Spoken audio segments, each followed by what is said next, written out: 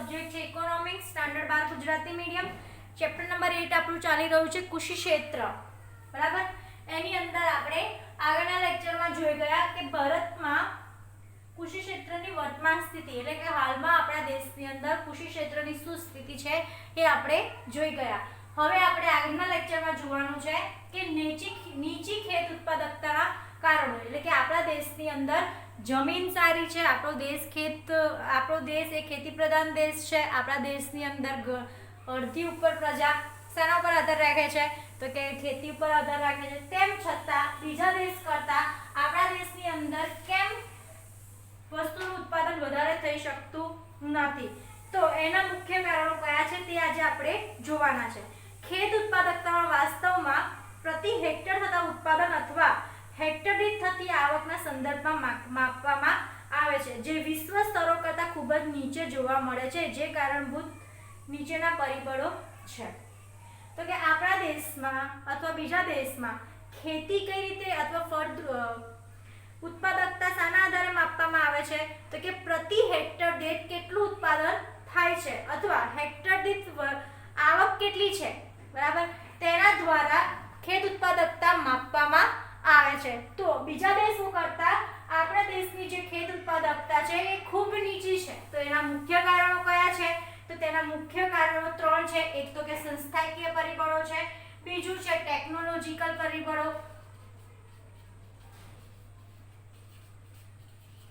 બરાબર, બીજું અને આ ત્રીજું શું છે અન્ય પરિબળો। એની અંદર પણ પોઈન્ટ્સ છે જે આપણે બીજા લેક્ચરમાં લાંબા થશે બરાબર, એટલા માટે આપણે પહેલા આજે કયું જોવાનું છે પહેલું પરિબળ સંસ્થાકીય પરિબળ બરાબર। આજના લેક્ચરમાં આપણે સંસ્થાકીય પરિબળો જોવાનું છે કે સંસ્થાકીય પરિબળો એટલે શું, જે આપણને નીચી ખેત ઉત્પાદકતાના કારણો છે।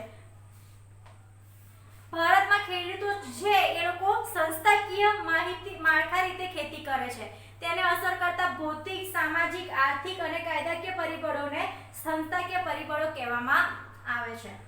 આ તમને 1 માર્ક્સની શું છે વ્યાખ્યા છે કે સંસ્થાકીય પરિબળ એટલે શું, તો કે ભારતમાં ખેડૂતો જે સંસ્થાકીય માળખામાં ખેતી કરે છે તેને અસર કરતા ભૌતિક, સામાજિક ને આર્થિક અને કાયદાકીય પરિબળોને સંસ્થાકીય પરિબળો કહેવામાં આવે છે। ભારતમાં આવા પરિબળો ખેતી માટે અવરોધરૂપ હોય, ખેતીનો વિકાસ સતત ઓછો અને નિમ્ન સ્તરનો રહ્યો છે, જેના લીધે ખેતીની નીચી ઉત્પાદકતા જોવા મળે છે।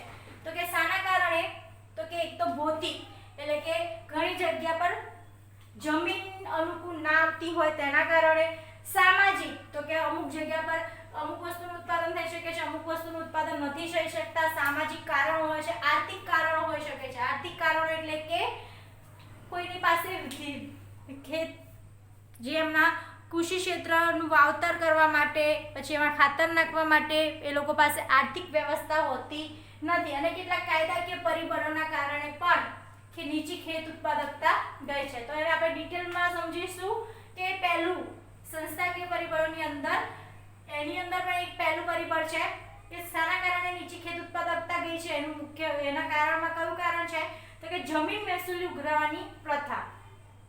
પહેલામાં પહેલી તો આપણી ખેત ઉત્પાદકતા નીચી ગઈ હોવાનું કારણ કયું છે જમીન મહેસૂલ ઉઘરાવવાની પ્રથા।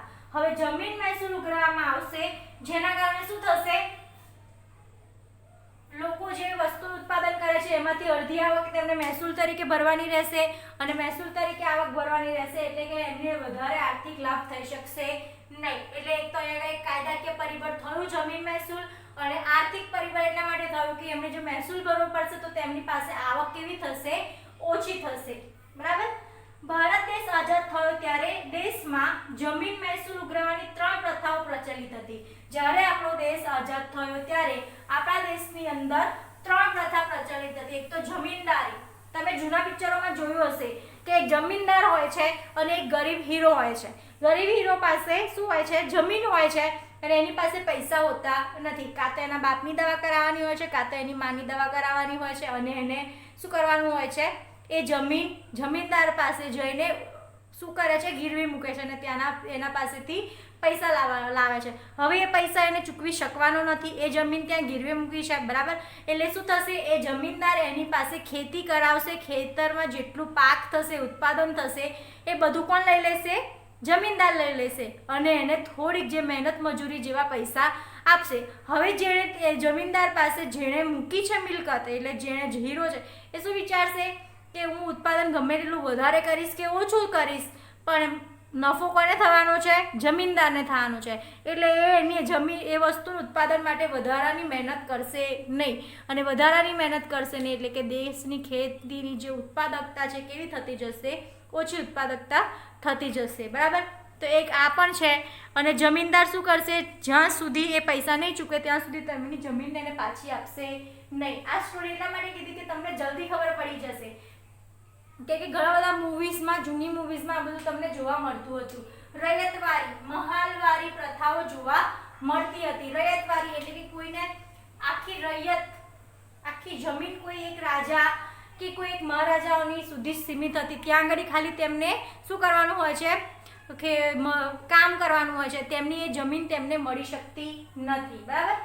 આગળ જોઈએ, ખેતી ગણોત્યા કે ખેત મજૂરો દ્વારા કરવામાં આવતી. અહીંયા મેં તમને કીધું એમ કે જમીનદારી, રૈયતવારી અને મહાલવારી પ્રથાના કારણે ખેતીના જે માલિકો હોય છે એ પોતાની ખેતીના ઉપર ભળવાત, ગણોત્યા એટલે કે ભળવાત અથવા તો ખેત મજૂર દ્વારા કામ કરતા હોય છે. ખાલી તેમને ફક્ત ત્યાં ઉત્પાદન કરવાની મજૂરી મળતી હોય છે.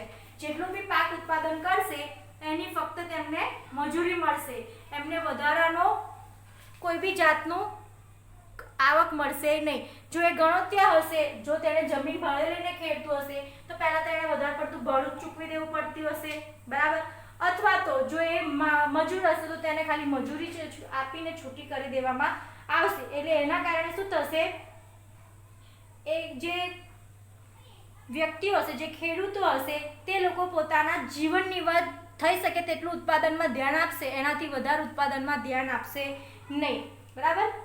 એના કારણે દિવસે દિવસે ખેત ઉત્પાદકતા નીચી જાય છે.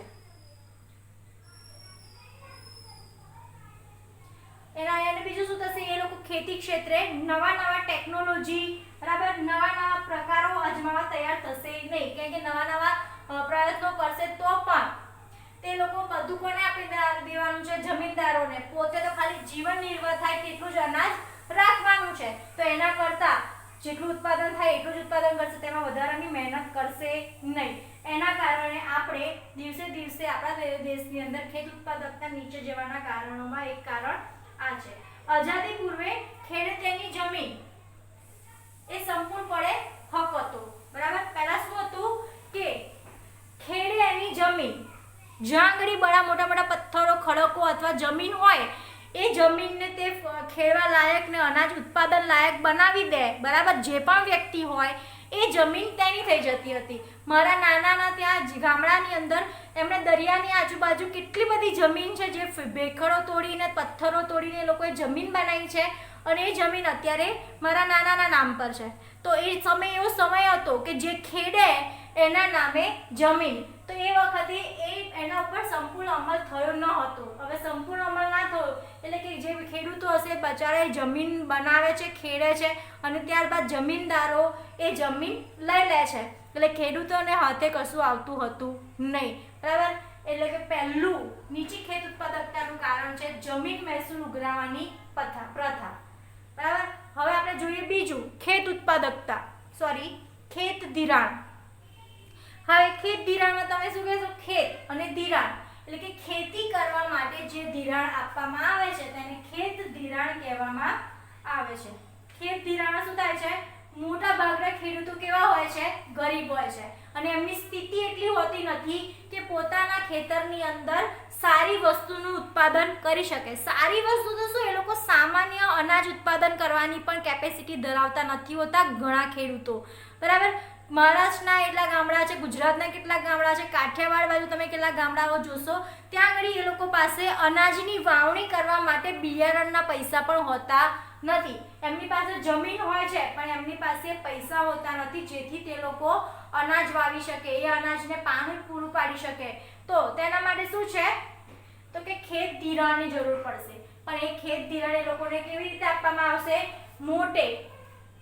મોટા વ્યાજે આપવામાં આવશે, જેના કારણે શું થશે? ખેડૂતો ધિરાણ લેશે પણ એની સામે મોટા પ્રમાણમાં તેને શું ચૂકવવું પડશે? વ્યાજ ચૂકવવું પડશે.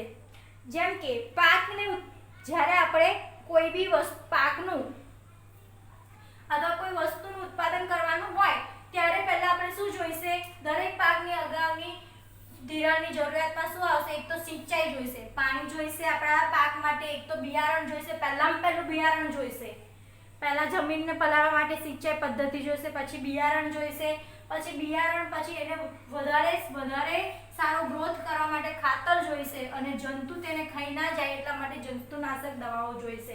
અને આ જે બધી વસ્તુ છે, સિંચાઈ, પાણીનું લાઇટ બિલ ભરવું પડશે, બિયારણ માટે નાણાંની જરૂર પડશે, ખાતર માટે નાણાંની જરૂર પડશે, અને જંતુનાશક દવાઓ માટે નાણાંની જરૂર પડશે. તો પહેલા પાક માટે એમણે આટલી વસ્તુના ધિરાણની જરૂર પડશે. જો ખાનગી ધિરાણ પાસે 1951માં 71.6% લોકો ધિરાણ લેવા આવતા હતા અને ધિરાણ આપવામાં આવતું હતું. કેટલું છે જુઓ, 71.6% લોકો. કેટલા છે? 71.6% લોકો. અને આ શું થતું? 71.6% લોકો ધિરાણ આપતા હતા લોકોને 1951માં. જમીનદારો બનીને બધા બેઠા હતા.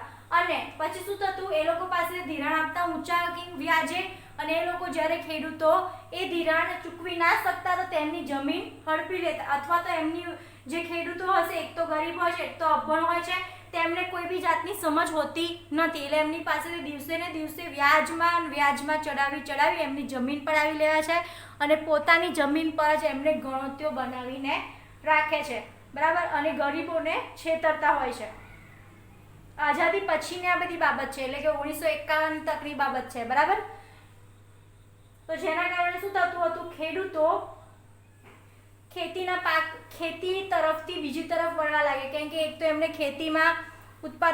ખેતીમાં વાવણી કરવા માટે એટલું બધું તો એમને ધિરાણ લેવું પડતું, અને ધિરાણની ઉપર તેમને દિવસે ને દિવસે વ્યાજ ચડતું હતું. તો આઝાદી પછી સરકારે રાષ્ટ્રીય સ્તરે બેંકોનું વિસ્તરણ કરતા નાણાં ધિરાણનો વ્યવસાય કરતા લોકોનું મહત્વ ઘટ્યું છે. સરકારે 1975 થી પ્રાદેશિક ગ્રામીણ બેંકોનું અને 1982 થી નાબાર્ડ ની રચના કરી સંસ્થાકીય ખેત ધિરાણનો વ્યાપ વધાર્યો છે. પહેલા આ બધું જે બાબત હતી, બરાબર, એ ક્યારે હતી? આઝાદી પહેલા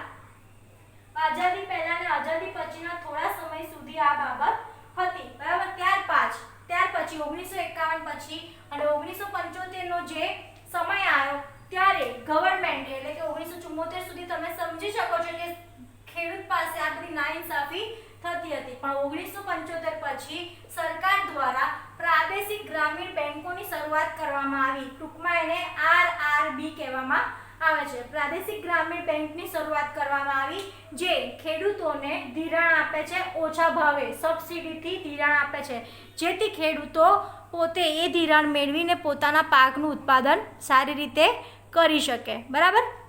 પછી 1982માં નાબાર્ડનું ફૂલ ફોર્મ શું છે? National bank of agriculture and rural development. ના એટલે નેશનલ બેંક, બરાબર, એટલે બી, એ એટલે એગ્રીકલ્ચર, આર એટલે રૂરલ, અને ડી એટલે ડેવલપમેન્ટ, બરાબર.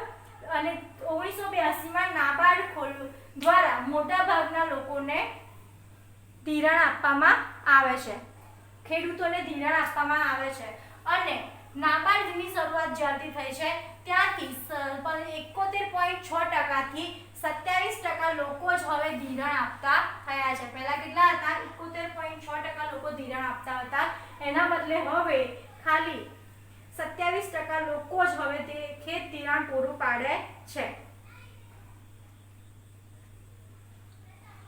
આ તમામ બાબતો પરથી સ્પષ્ટ થાય છે કે ખેડૂતોનો સંસ્થાકીય ધિરાણના માધ્યમો સિવાય ખેત ધિરાણમાં ધિરાણ મેળવવા પાછળનો ખર્ચો ઊંચો રહેતો હોવાથી ખેડૂતો